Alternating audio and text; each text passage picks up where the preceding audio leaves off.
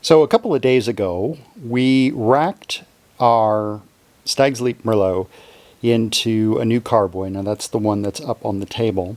And what we've done is we've set up today to do filtering of this Merlot. And I've chosen to use a sterile pad so that I can do the best that I can to get all of the potential microbes that could still be in there. So we're going to get our filtering started. Now there is sort of a preamble to this process. If you notice, I have the tube pointed into a standpipe that's in this carboy. Well, there's still water from flushing the filters out, and I'm going to go ahead and evacuate that, but I'm not going to do that on camera because I don't think it's important. I'm just telling you that I'm going to do it. So I'm going to pick this up once we start to filter, and I'll give you some detail shots so that you can see it working. Now you can see that the filtering is going. One of the things that I'll do is when I see that there's air up here, I'll just kind of pinch this tube a little bit to kind of get that air out, because I don't want to continue to expose this to air. And once I've pinched it a few times, now I've got very clear wine that's flowing through. You'll also notice that you might have the same thing on this side. Do the same thing here and kind of pinch that all out. And that looks pretty good. You'll also see that there's a little bit of wine coming out of the filter pads, and that's normal. That wine is actually going down into a container, which we will then add to the carboy because that's filtered wine. So as we go, we're going to watch this. I'm going to sneak this pipe down as we get to the very end, and I'm going to get the last of it. There's still some sediment in the bottom, so I'm not pushed all the way down. You'll notice I have a paper towel holding the pipe in right now. I don't have anything else holding that. So we'll come back in a few minutes. I'll give you some details. Here's a detail of the Buon filter, mini jet filter doing its job. And you'll notice at the top, you'll see just a little bit of wine that's coming out right up here, and then you'll see it's dripping down there. And you'll notice that it's actually flowing into this cup here, and that's okay.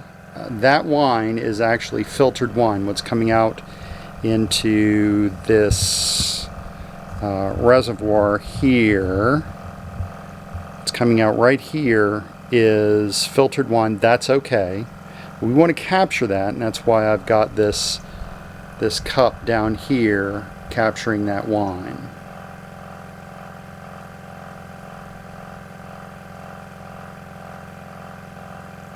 So we'll come back in just a few minutes and continue to survey what's going on, because if you notice, the carboy is now almost about 2/3 still full. And that's okay, because we're going to be working on this for just a few more minutes. I think it'll take about 10 or 15 minutes to complete.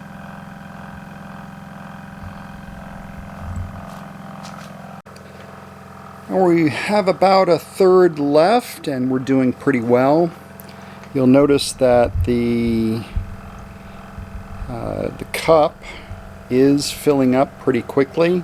This is the second batch, and I'm going to empty it because the reservoir is starting to fill. It's in the bottom. If I pick up any sediment that's in the bottom, it will immediately clog that filter, and that's something we don't want to do. So what I've done is I've just sneaked that pipe down a little further, and I'm going to keep an eye on it. Okay, we completed the filtering, and you'll notice that there's a little bit of froth at the top. That's because the wine really gets beaten up during that process. And we'll zoom in on that to take a clearer look at it. So you can see a little bit of froth on the top. That's okay. The wine has just gotten beaten up pretty badly by being pushed through a sterile filter.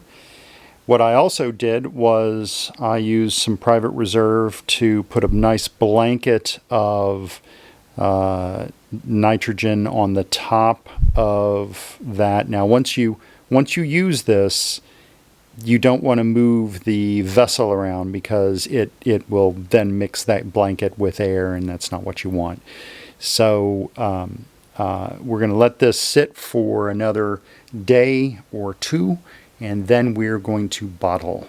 So look forward to that as the next step. Well, we've reached bottling day.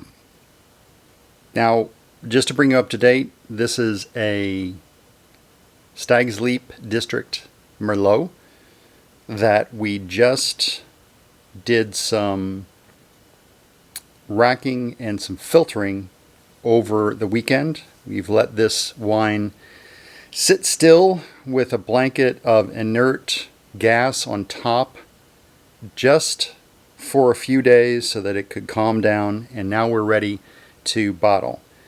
So in previous videos I've shown you the specifics of actually bottling. I'm going to show just a little bit of that here, but let's just look from left to right. From left we have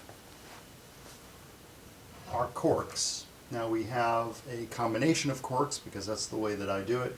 I have some aqua corks and I have some normal corks in there, so I have a combination of corks for that. And then I have 6 Zork corks. Now the Zorks are not exactly, I'll kind of get a detail here.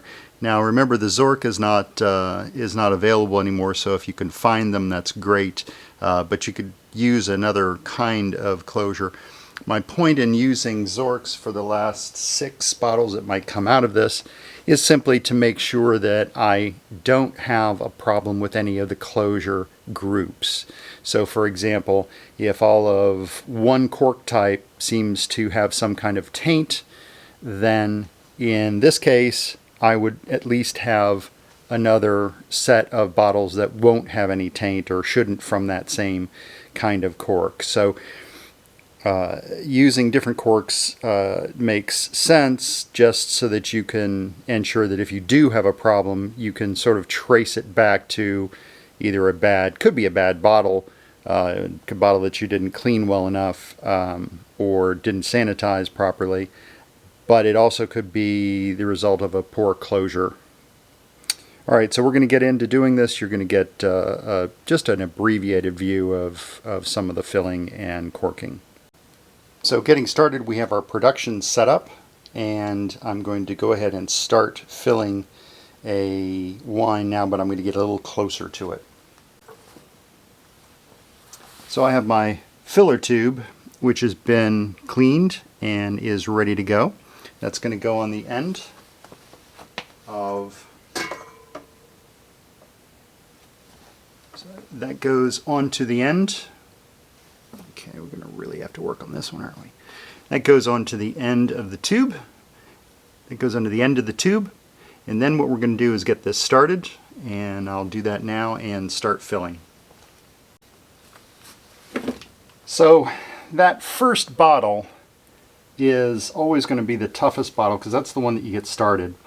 Now that bottle has quite a bit of effervescence just from getting that initial pump going. So what I'm going to do is just get it filled as much as I can to just about here, a little higher than, or a little lower than the cork is going to be. But I'm going to start, just going to set that back, and if it doesn't look right later, I'm going to add a little bit more to it.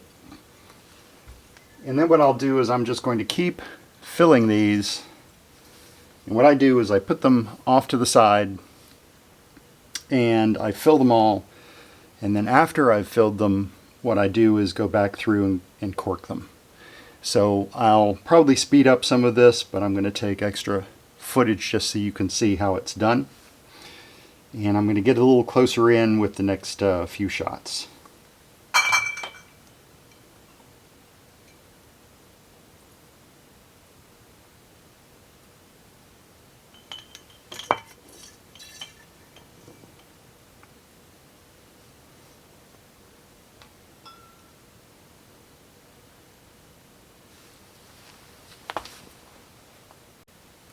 And just remember, at each stage, make sure that your hands are well washed. Tee up your next bottle. Continue your filling until you're at least, remember, you're going to have a cork that comes down about this far. So you want to make sure that you have a little bit of headroom in there, so that temperature changes in your temperature changes in your cellar, which will alter to a degree the volume, could alter the volume of liquid a little bit. As liquid gets warmer, it may expand a bit, and just enough. You don't want it to push a cork out, especially if you put this into any very, very cold cellar. Don't freeze your wine. If you freeze your wine, it'll pop the cork out. But if you have your wine in a temperature controlled area, and then let's say it gets a little warm. When I say warm, I don't mean 80 degrees. I mean it goes from maybe 59 to 72. You could see an expansion that's not significant, but it would be if the wine is right up against the cork. It may push the cork out a little bit. I don't think you want that. So always make sure that you've got a little bit of air in the top of that wine. It's not going to oxidize the wine.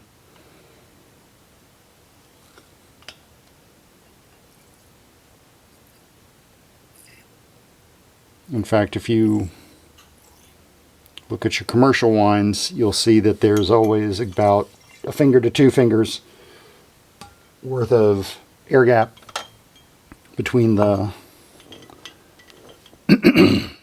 between the wine and the cork.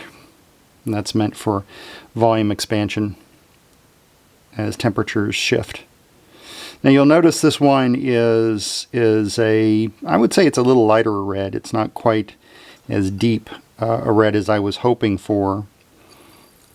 This particular wine, rather than, I think I have too much in there. I do. I'm going to have to pour a little bit of that out. And that's okay to do if you have, like, here's an example. Now hold it up to the camera. See, I've got a little too much in there. That's okay. I'm just going to go ahead and pour a little bit of it out. It'll give me something to taste and to make sure that the wine is good. Typically, and I've done this a little earlier, so I'm less concerned today, but you always want to make sure you taste your wine, because, you know, if you get to this point and it's no good, don't bottle it. You know, oops, you want to throw it out. Okay. All right. That's what happens when you're trying to do something on video and talk at the same time. That's okay. So you continue the process, right? So we'll do this and we'll come back at another stage.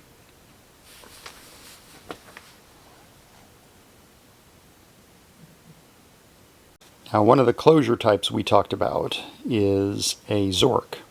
Now, the Zork basically just pops on to the wine bottle. So there's the Zork. It's been washed very carefully. And if you'll notice, just with a mallet, pops on.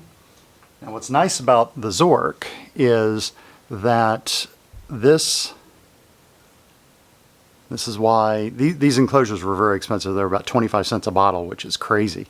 But you can just peel this off, and then the closure comes out, and you can use it to reclose for temporary storage. So, but that's how you put the Zorks on. Again, I'm going to do another one. I'll do a close-up for you this time.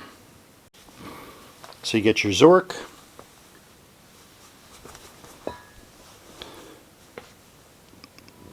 Get your Zork, and you just place it on top of the bottle really carefully. It's just sitting there, and then with a mallet, yeah, pop it in, and that's it.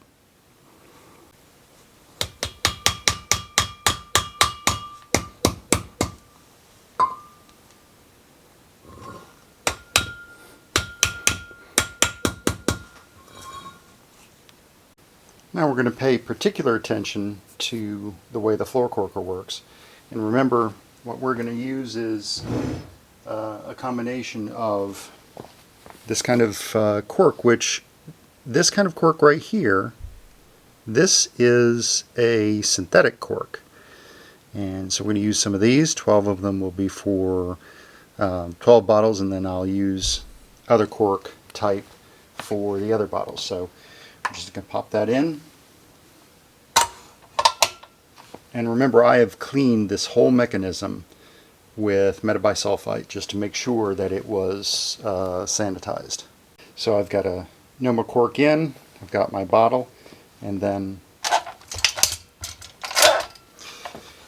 now we have a corked bottle. Now this is not quite as far as I want it to be, so I have an adjustment that I'm going to make on the floor corker to accommodate that that insertion into the bottle.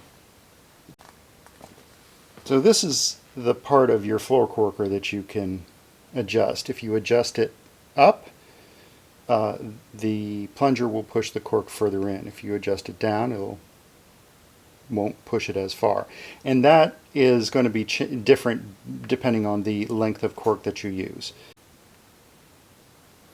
So I'm going to go through and do a few of these just to remind you of how. Here's an Aqua Mark. And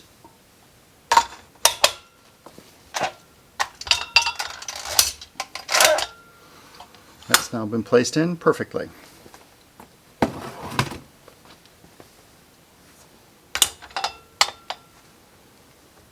Weight on both sides, but I tend to put the better side down.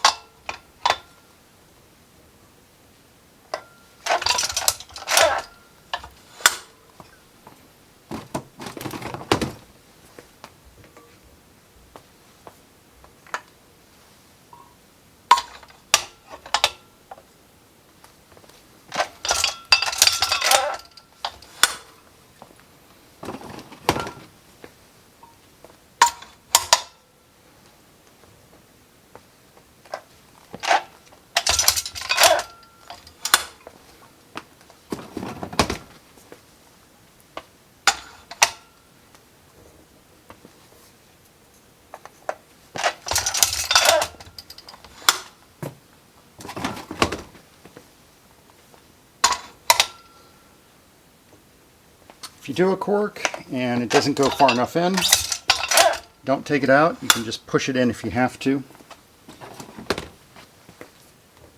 Corks do not have to go all the way in, but if they are sticking out,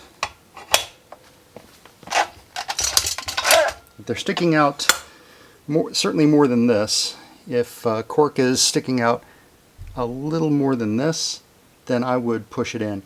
And the way that I do that is either with a mallet, rubber mallet, or I have another device that is a punch that will put it in just enough that it is flush with the top.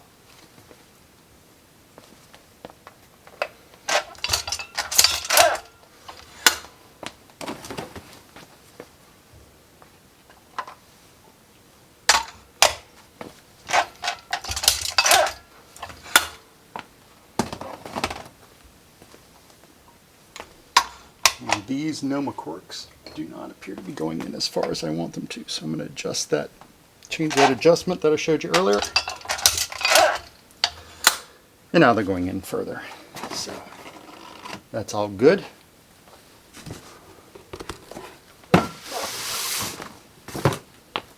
Finish up with the Noma corks. And then I'll change my adjustment to fit.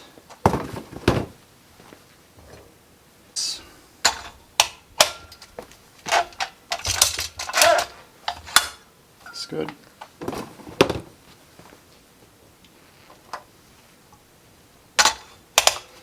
Now if you have two people, this process can be done in parallel with the filling. And that's actually ideal. It's better to cork pretty much as soon as you filled than it is to let them sit for any period of time without a cork in them. Not going to hurt anything really. You're not going to be able to tell the difference, but a more accepted practice is to go ahead and make sure that your wine is not exposed to air any longer than it has to be.